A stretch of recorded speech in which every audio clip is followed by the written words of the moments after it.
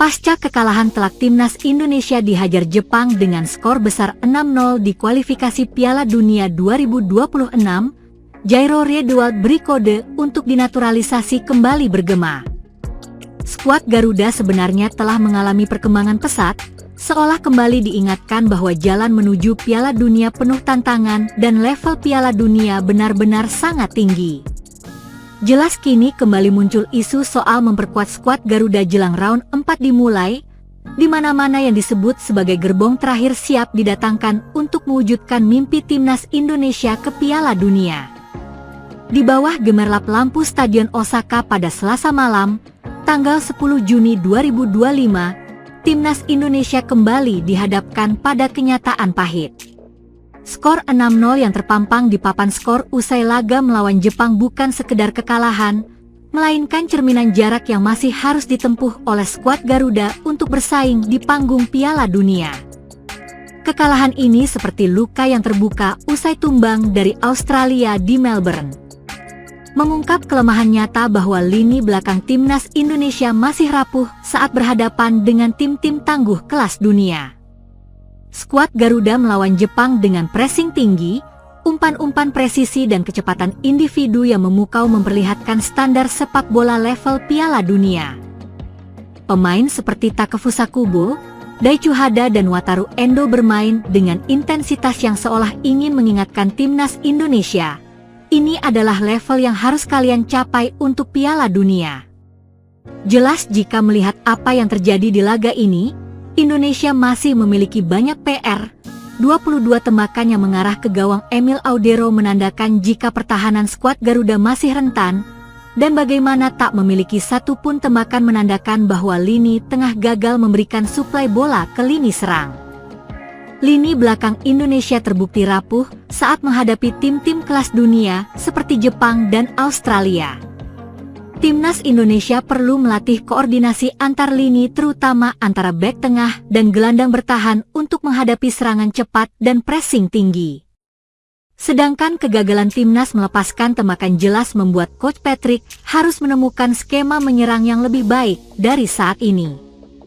Hajime Moriyasu jelas telah membaca 3 laga terakhir timnas, di mana skuad Garuda terlalu mengandalkan ulah Romeni dengan bola-bola terupas, dan sudah diantisipasi Jepang. Kode Jairo Riedewald ke timnas Indonesia.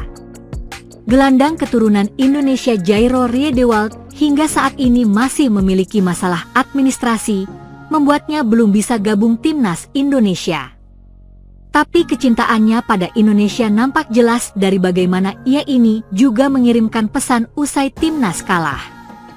Jadi di postingan timnas Indonesia, Jairo Riedewald nampak memberikan komentar sedikit saja dengan emotian semangat dan menunjukkan bahwa Indonesia harus bangkit. Komentar Jairo Riedewald ini mungkin sederhana, tapi di sisi lain ini menggambarkan jika mantan pemain Crystal Palace itu masih menaruh perhatian pada Indonesia. Jairo Riedewald masih punya peluang ke Indonesia karena secara kualitas ia jelas bisa meningkatkan kekuatan lini tengah timnas Indonesia. Melihat kekalahan kontra Jepang dengan skor telah potensi untuk menambah pemain di round 4 pun kembali terbuka lebar. Ada beberapa nama yang diprediksi bisa meningkatkan kualitas timnas secara signifikan. Di antaranya adalah Pascal Struijk, Jayden Oosterwolde, Tristan Goijer. Pemain ini sudah dihubungkan dengan PSSI jauh-jauh hari dan dianggap memiliki potensi untuk mengatasi kelemahan timnas terutama di lini belakang setelah kekalahan telak dari Jepang dan Australia. Sebagai info, Pascal Struijk adalah pemain keturunan Indonesia dari Surabaya yang bermain untuk Leeds United yang baru saja promosi di IPL. Pascal Struijk dikenal dengan kemampuan dual udara distribusi bola dan posisi yang baik. Sebagai defender ia adalah pemain keturunan terbaik jika melihat prestasinya yang baru saja mengantarkan Leeds United kembali ke Premier League musim depan. Mendapatkan Pascal Struijk bakal membuat pertahanan timnas Indonesia makin solid. Selanjutnya ada Jayden Oosterwolde adalah pemain keturunan Indonesia yang bermain untuk Fenerbahce di Liga Super Turki. Jayden Oosterwolde dikenal dengan kekuatan fisiknya dalam berduel dengan para penyerang lawan.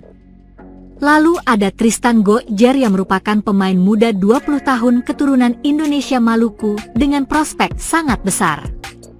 Musim lalu dirinya dipinjamkan Ajax, sayang cedera memaksanya absen sepanjang musim. Jika nama pemain tersebut digabung, bakal memiliki kedalaman skuad Garuda yang sempurna. Pemain keturunan yang siap membela timnas adalah hal yang bakal meningkatkan kualitas Indonesia di round 4. Belajar dari kekalahan kontra Jepang, evaluasi dan fokus ke round 4. Jadi, setelah menempati posisi 4 di klasemen grup C, Indonesia bakal menghadapi negara Timur Tengah. Round 4 kualifikasi Piala Dunia 2026 zona Asia sendiri diikuti oleh 6 tim, yaitu tim-tim yang menempati peringkat 3 dan 4 dari 3 grup A, B, dan C di round 3. Ke-6 tim ini dibagi menjadi 2 grup masing-masing berisi 3 tim dan pertandingan digelar dalam format round robin. Kemungkinan Arab Saudi dan Qatar menjadi tuan rumah dalam round 4 kualifikasi Piala Dunia 2026. Siapa sangka, timnas Indonesia justru untung besar usai mengalami kekalahan telak melawan Jepang. Bahkan dengan keuntungan ini, timnas Indonesia bisa lolos ke Piala Dunia 2026. Meski kalah melawan Jepang, timnas Indonesia tetap lanjut ke round 4 setelah berhasil mengalahkan Cina beberapa hari lalu. Oleh karena itu, kekalahan melawan Jepang tidak akan berpengaruh terhadap timnas Indonesia. Skuad Patrick Kluivert justru mendapatkan keuntungan besar setelah kalah telak melawan Jepang.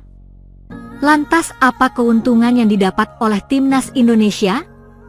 Jika diperhatikan secara baik-baik, pertandingan melawan Jepang sudah seperti sebuah laga uji coba bagi timnas Indonesia jelang persaingan di round 4. Tentunya sebuah keuntungan besar bagi timnas Indonesia untuk bisa menjalani laga uji coba melawan tim kuat selevel Jepang.